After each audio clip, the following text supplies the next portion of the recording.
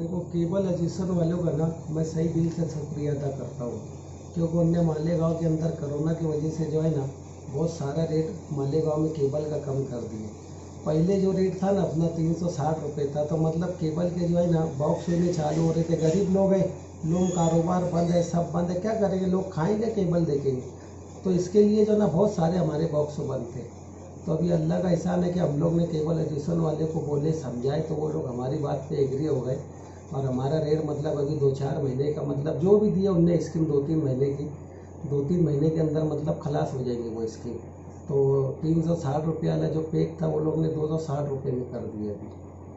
तो मेरी ये गुजारिश है कि जितने भी बॉक्स बंद है वो वापस चालू कर ले और स्कीम का फ़ायदा उठा लें। कितना अदा करना होगा महीने का? ये महीने का पहले 360 रुपये था, तो अभी 260 रुपये हो गया। Gold pack, Nashik gold pack, मतलब वो पैक में पूरे चैनल आ जाएंगे जो आमतौर से लोग देखते हैं। ये स्कीम कब से शुरू होगी? ये 5 तारीख से हुई। 5 सितंबर। हाँ, लेकिन अभी 2-3 महीने में हो सकता बंद भी हो जाए, क्योंकि इसका लॉस बहुत ढेर जा रहा है।